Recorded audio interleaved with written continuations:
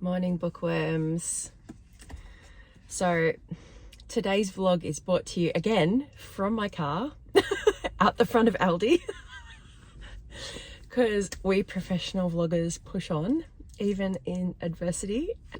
We innovate, we're flexible, we're dedicated to bringing you quality content even if our house is full of tradesmen and we happen to have a really bad cold. So I apologize in advance for this vlog being in my car, and if I cough up something during this vlog, because yeah, I'm not very well, but that's okay. It's only cold, it's not the big Rona. I've been doing rat tests obviously, so it's just a cold. But and then I've grabbed a really nice coffee from Micah, and you know what's going to make me feel so much better is talking to you guys about books. So let's do that.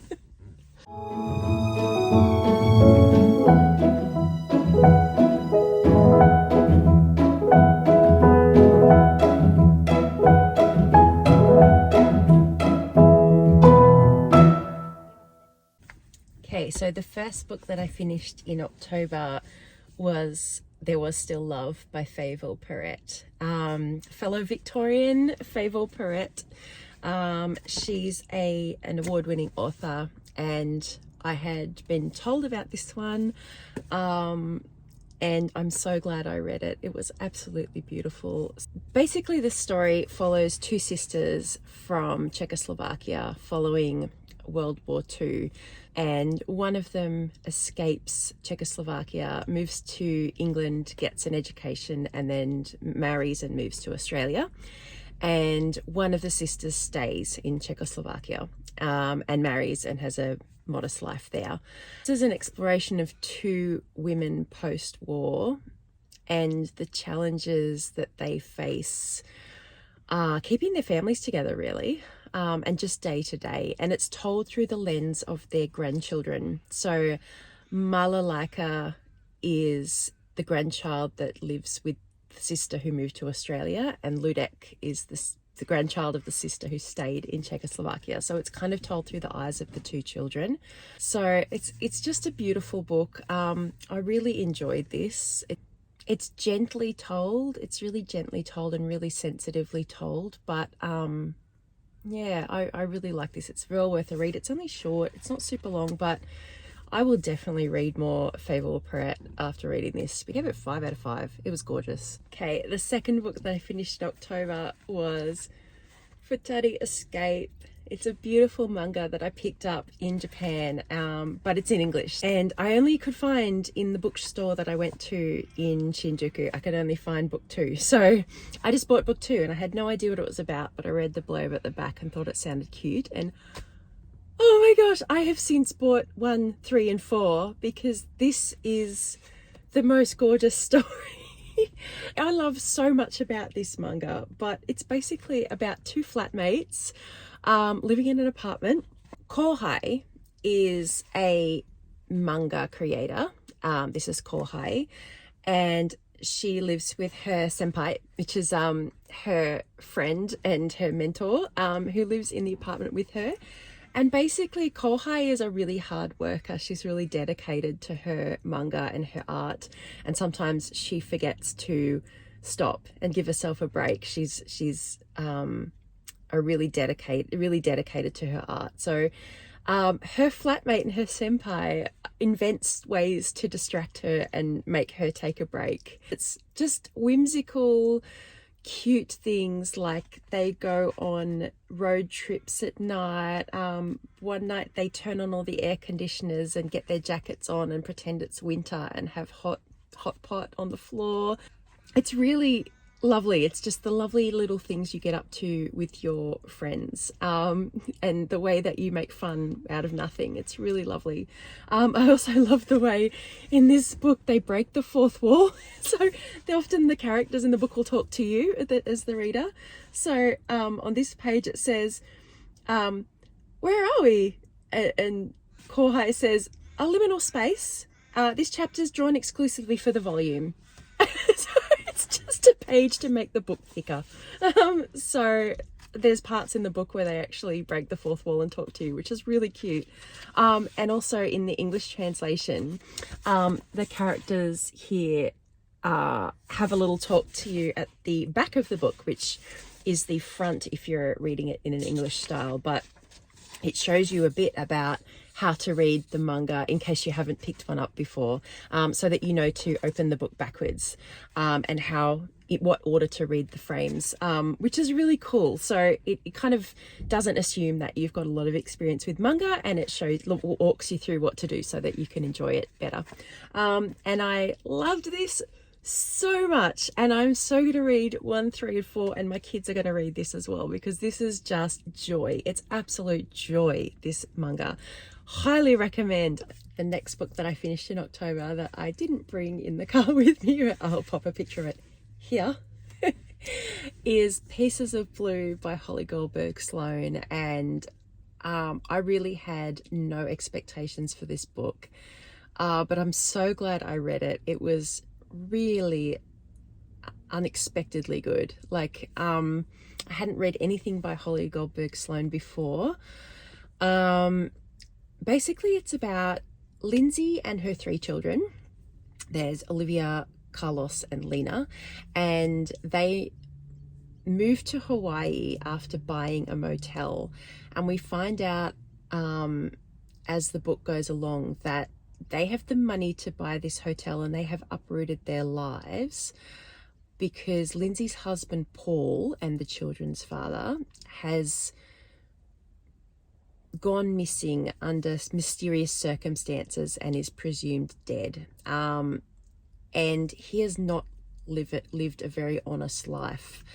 So the family are quite shell-shocked and shattered, having lost their father and their husband, and then found out that most of their life was a lie that they'd been living. And as we go along with the story, and as the family starts to repair this old hotel in Hawaii, we start to unpick their lives and what they thought they knew about their lives, and then what was actually happening with Paul, right down to the point where he went surfing and never came home. So it's a really interesting study of being uprooted in an adult sense, and also from the perspective of the children. So they're completely out of their comfort zone. They've moved to a new place with a different history and a different language, but also they're trying to reconcile their new life and their new direction with what they thought was their old life and what they've found out was actually the case, without giving away too many spoilers. Gosh, I loved this book. I really liked how the children were written as well. It's very, the youngest daughter, Lena, is quite precocious, but I think it's quite honest about how the children are reacting. Their reactions are quite realistic, I think, to the situation. They deal with it well, and then sometimes they don't deal with it well. And sometimes the mother is like an angelic patient parent, and then sometimes she's not. She just doesn't have the capacity to parent these children well because she's in shock, she's traumatized, and she's not making good decisions. And I really loved this. I loved this book. It was really great. I gave it a 4 out of 5. The next book I read in October, which I don't have a physical copy of because I listened to it on audiobook, so I'll put the cover here. And that was The Invisible Life of Addie, LaRue by V. Schwab. And I'd seen it at the library on the shelves quite a lot, and it had been talked about quite a lot by a few YouTubers that I follow. But other than that, I didn't really know anything about this book, but I had a free credit on Audible, so I decided to give it a whirl. And it was quite a long book as well. So I thought, I think I probably prefer to listen to this, so I don't have to carry a thick, chunky book around with me. And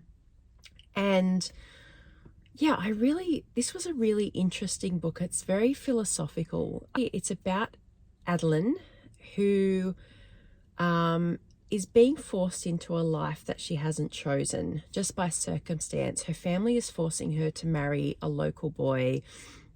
She's being forced into this very traditional female role of domestic servitude and, you know, having babies and stuff. And she's watched her friend go through it. And her friend quite enjoys it, but Addie has decided, this is not for me. I don't want this. I don't want this marriage. I don't want this life. I want choice. So on the day of her wedding, she runs away from the chapel, runs into the forest, and out of desperation, she makes a deal with, I don't know if he's the devil, but he's a deity. She makes a deal with the deity in exchange for her soul to give her more time. And as a result, her life is completely upended. And not only has she got more time, she's got unending time. So this woman has lived through centuries, and her choice is to keep living through centuries or to give up her soul. But there's always a catch. There's always a catch with these situations. And unfortunately, even though she lives through centuries and she doesn't age and she doesn't get sick and she can't alter anything, she can't change anything, she can't write on anything, anything she writes doesn't stay. She also can't say her own name. So she can't say Adeline or Addie. So she can't tell anyone her real name. And no one who meets her remembers her as soon as they turn away from her. They instantly forget her. So she is literally a timeless person that is lost in space and time and doesn't exist on any plane except for herself. So what an interesting concept for a story. Really makes you think about what that would be like to be completely untethered to anything, like anything or anyone. She can't have a home, you know, because she goes into a situation where she can rent a house, and the second she pays and signs the contract and the second they turn away, they're like, what are you doing? And she's like, I just gave you some money for a house. And they're like, we've never seen you before. So she can't live anywhere. She can't have any relationships because people forget her instantly. She can't even tell people her real name. So yeah, it really made me think. And I think, you know, as an adult and as a parent, sometimes I think we've all had that thought where, oh my gosh, I've got so many responsibilities. If I wish I could just, like, you know, have no one rely on me and no one need me, and I could just do whatever I want and go wherever I want and, you know, be a whole new person. And after reading this, I'm not sure that's all it's cracked up to be. So it really made me think about that feeling, about, you know, what a privilege it is to have people rely on you, and what a privilege it is to have responsibilities and things that tie you down, because Adeline has none of these things, and it's very sad. It's really sad. So yeah, what an amazing concept for a story. I recommend listening to it too. It was performed really, really well, and voiced really beautifully as well. So I found it on Audible, but it's probably on other platforms as well. And yeah, I gave this a 4.5 out of 5, I believe. So yeah, really, I love this book. It's a commitment. It's a long book, but worth it. Definitely worth it. Okay, now we get into the nitty gritty, because I told you guys that in October I was going to start, my reading list was going to start getting a bit darker. And I was going to start reading some scary stuff for the spooky season. And I had never read a Stephen King before, and my husband has a big Stephen King collection. So I decided to pull a couple of his books out and read them. And the first one I read was this one. And look at this. Can we just take a moment to appreciate the retro magnificence of this cover? I mean, look at this. Look at this book. This is vintage. And so I read Salem's Lot, which is one of Stephen King's first books, and I have to say, I have a new appreciation for the genius that is Stephen King. Period. Like, I get the hype. I get it. Like, the man is incredible. The way that he writes characters, any of the characters in this book could have a book written about them. You know, like, they are so... He really gets into their heads. Like, you can tell by reading, even the minor characters, you can tell by reading about them, their mannerisms, the way they talk, their accents, their beliefs, probably their politics. Like, you can just fill out these characters from the brief time that we spend with them in Stephen King's novel. That's just genius. That's genius level writing. That's like God level, God tier writing, right? Like, incredible. So this is your classic, the town is full of vampires. The town is full of spooky vampires, and they all live in the haunted house on the hill. And I loved it. I loved it so much.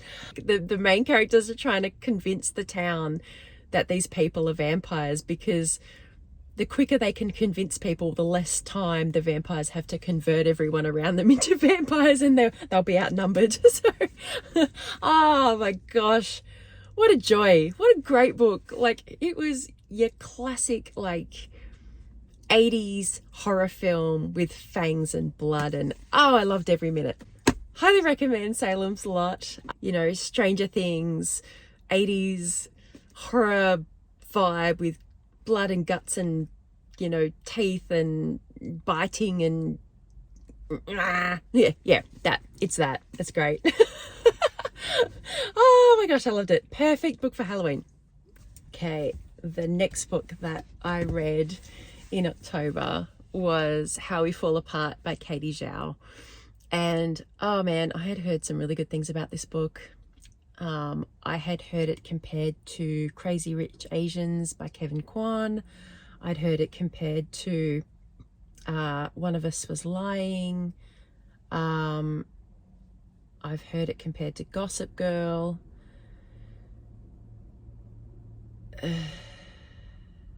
I mean, I suppose you could compare it to Kevin Kwan because the protagonist is Asian. I suppose you could compare it to Gossip Girl because it's about rich private schools. And I suppose you could compare it to One of Us Is Lying because it's like a mystery.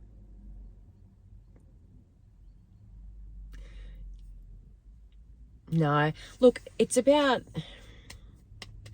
Nancy, who attends an exclusive private school on scholarship, and it's basically about how cutthroat and competitive the kids are with each other, to the point where they will literally do anything to come out on top with their grades, and to get into Ivy League schools and stuff like that. And look,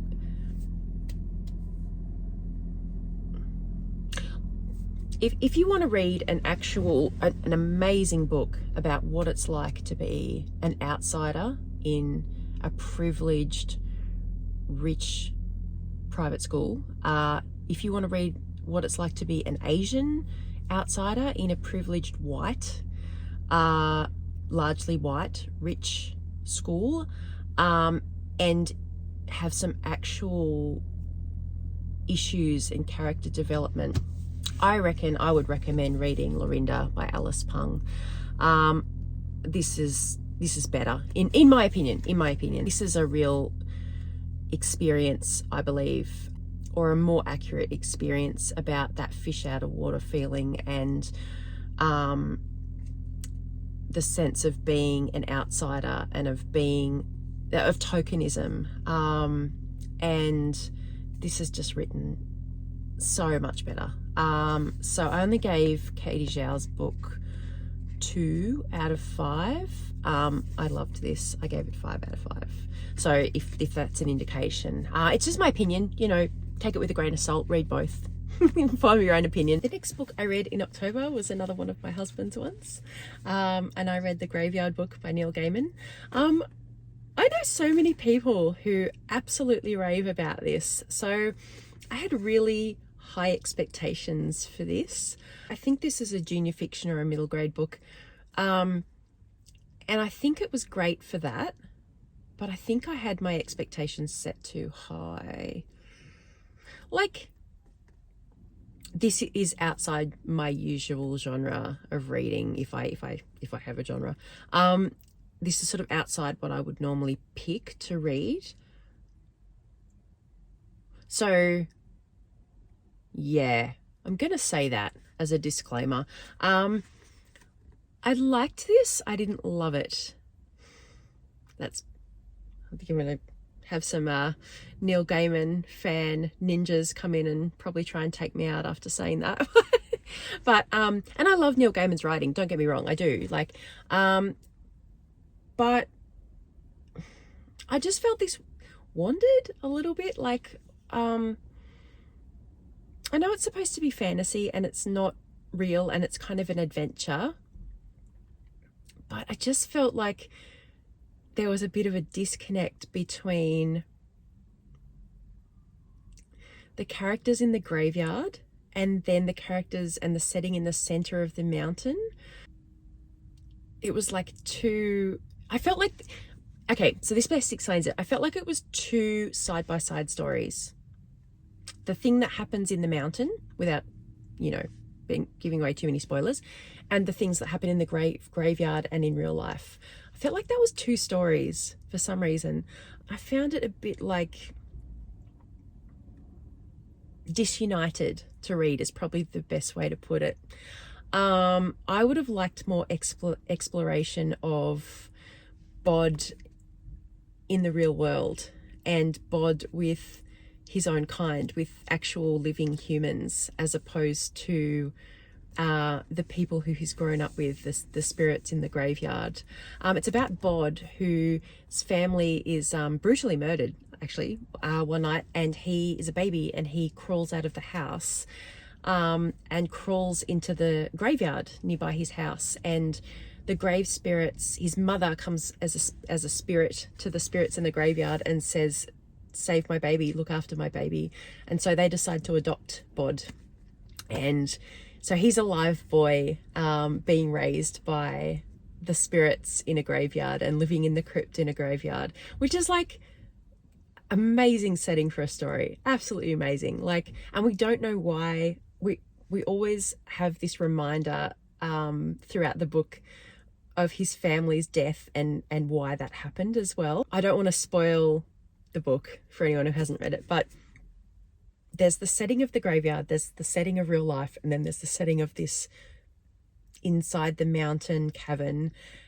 And I just didn't feel like there was much like connection between each setting, which made the book really strange for me to read. So look, it might be just me, it's just my opinion, honestly. Read this. So many people love this book. I think I'm probably in the minority, like by a long shot, going but you know, read this book and make your own opinion for sure. I love Neil Gaiman's writing, but yeah, this one is not my favorite. This one's not my favorite. I gave it, I think, a 3 out of 5 or, you know, something like that. So I liked it, but yeah, I think I can't wait to read more of his and find an actual favorite, because I loved Fortunately the Milk. Oh, loved that book so much. That made me laugh so much. So, you know, maybe it's just this one, I'm not sure, but yeah. Oh my gosh, don't come at me in the comments, Neil Gaiman fans. I feel like I've just like dissed the Bible. Okay, so the next book that I finished in October was Wild Place by Christian White. And I actually found this book in a discount pile at Dymocks because it had this little bit of damage on the book, obviously, so they'd marked it down to sell. And I didn't realise it when I bought it, but when I picked it up to read, I copy. I think I got this for like $5 from Dimmicks, but pretty cool little surprise there. This book is set in the 80s. It's set in Victoria. I picture it kind of down more on the peninsula, so southern Victoria, in a suburban street, and they have a neighborhood watch meeting. And one of the teen girls from the neighborhood has gone missing.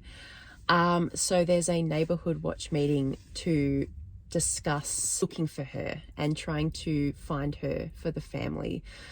Tom is our protagonist. He's our main character, and he becomes really interested because he knows the family, and you know, it's just a small suburban street in Australia. Like, nothing normally happens. So to have this girl go missing, presumed dead or murdered, or is really strange, and he's really interested in what happened and finding out what happened to her, especially because he has boys. He has teen boys of similar ages, so he is like, that could have been my kid, you know, so what the heck, like, in my street, really? So he starts to take a personal interest. It's called Wild Place because there is a section of bushland nearby their street that's like a reserve, a nature reserve.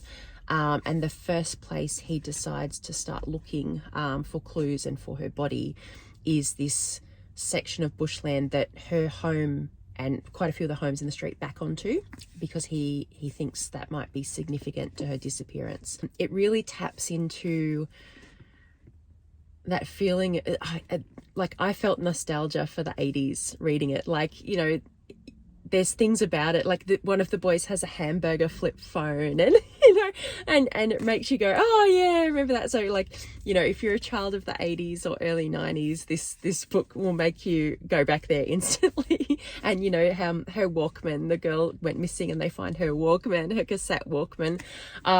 So it's really of that time and of that era, and I love that about it as well, having that little travel back in time. It reminds us of the Satanic Panic that happened around that time, where people were really worried about Satanists and Satanism, and the common thought at the time was this was becoming more widespread and that this was a threat to like regular people. If you're a person of that time, you'll probably remember, you'll know what I'm talking about. All of those things and all of those memories will come up when you read this, and I really enjoyed it. I really did. It was I gave it a 4 out of 5, and you know, I read the odd thriller, but it's not usually my genre as such. But yeah, I really enjoyed this. This is great. So I've also read The Nowhere Child of Christian White's and loved that as well. Okay, in October I also read Alice Hoffman's Nightbird, which is a junior fiction book. Actually, no, I think it's teen. And when I think about it, yeah, probably would be, having read it. So this book is about Twig, and Twig is a young girl whose mother has moved back to the town that they grew up in after living in the city for a while. They've moved back without the father, and we don't really know why at the beginning, why that's happened, but Twig and her mother have moved back to their small town. And initially, as a reader, we think it's just Twig and her mother, but as it goes along, we find out that Twig actually has an older brother, and he lives in the house with them. And without giving too much away, it's quite Kafka-esque, if you get my meaning. So Twig's brother is different, and the mother is trying to protect him and protect their family by hiding him in the attic. So, and that's all fine. Twig's told she's not allowed to talk to people about her brother. She's not allowed to make friends as such or get too close to people. And that all works out fine initially, until a family moves in next door, and they are a bubbly, gregarious, friendly family who is looking to make friends and who want to break down the walls of this family next door, because they're just a lovely, bubbly, friendly family. And Twig starts to find it hard to keep that boundary in place, because she actually wants friends, and she wants connections. So she's torn between risking her brother and risking the protection that her mother is trying to keep around them, versus connecting with this family and making friends and being accepted and loved and understood. There's some really beautiful messages in this book about acceptance and about unconditional love and about, you know, the choices people make. And sometimes parents don't make very good choices, but they're from a good place. You know, sometimes you just do the best you can as a parent, and sometimes it's, you know, hindsight's 20/20, and you realize in hindsight that maybe that wasn't the best choice, but you did the best at the time that you could. I think it's a great story too about being different, and that feeling of being different and the feeling of difference, and worrying about how people will accept you or not accept you. So it's just a gorgeous book, and I'd recommend this to teens as well as adults. It's absolutely beautiful. So yeah, highly recommend it. I'm pretty sure I gave this a 4 out of 5 too. So Nightbird by Alice Hoffman. And the last book that I finished in October, which I stupidly forgot to bring with me in my basket, so I'll put a picture of it here as well, was A Secret History of Witches by Louisa Morgan. And this was a book that, again, I picked up at not our library, but a different library's discarded book sale, and just went, oh, witches, cool. Like, that was literally all I went off. So I had no expectations about this book at all. So this book is about 5 generations of women that are all born into the craft. So beginning back in the 1600s and ending sort of in the modern day-ish, might be like the 50s and 60s maybe, but yes, that sort of timeline. And it's 5 generations of women in the same matriarchal line. So not every woman in the family will have picked up the full power of the craft, but this book follows the women in the family that do. So each woman in the line who picks up the full power of the craft, they learn, if they have it, around the age of 13. So this is a really interesting and historical look at how women were treated in history, and are still treated, when they have power, or when they perceive they have power. And it's an exploration of what women individually do with that power, because each woman across the generations uses their power differently and uses the craft differently for different ends, because they're all very different and they all have different personalities. So that's a really interesting thing, like what people will do when they're suddenly given power. And it's also an exploration of what people, you know, men and women, will do when faced with a woman of power. And it sort of follows that historical timeline too. So it's in the context of the time, and in the context of different personalities, what happens when a woman comes into her own and discovers that she has this power. It was fascinating. I loved this so much, and it was such a good read, so beautifully written. I will definitely read more Louisa Morgan. I'd love to read some of her other books. This was everything you'd want in a witch sort of book, a historical novel about witches. This had everything you'd want, I think. I'd recommend it if you're into that sort of historical genre. If you love reading about medieval times, witchcraft, feminism, it had all of those elements, and it was, yeah, I really enjoyed this book. I was so glad I picked it up. Right, so that's it, folks. That's my October reading list vlog. I hope you enjoyed it. I actually started Firestarter by Stephen King as well, and I thought I'd have it finished in time for this October Reads vlog, but yeah, life got in the way. as it does. So I'm not finished yet. So that will inevitably be in my what I read in November vlog. Right. Oh, I take my cold. At least this coffee's good. I will wear a mask and use sanitizer, of course. Yeah, my house is still full of tradies. And that's not a lifestyle choice, by the way. Like, they're actually doing work. I don't... Anyway. So yeah, my house is full of random people. And... and it looks like it will be for the next 2 weeks or so. I'm not sure what the next couple of vlogs are going to be like. So there may be more vlogging from my car. I'm not sure. Life, eh? But yes, looking forward to having a nice bathroom and a functioning bathroom. That'll be great. So I hope you have a beautiful week this week and a lovely weekend. I hope you drink a good coffee as well. This one is particularly good. Well done, Micah, as usual.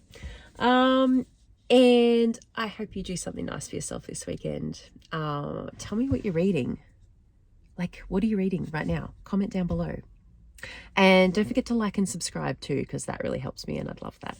And it really, honestly, every time I get a new subscriber, like, it makes me go, because like I think I'm at over 100 subscribers now. Like, can you believe that? Like, I remember when I had 30 and I was like, oh my God, 30! I don't know 30 people on YouTube. Like, and now I'm to 100.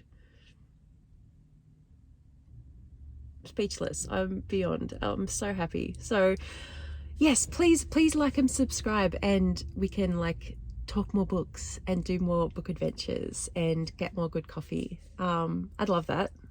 You want to do that? I'd love that. Okay. I'll catch you in the next vlog. Mwah. Love you. Bye.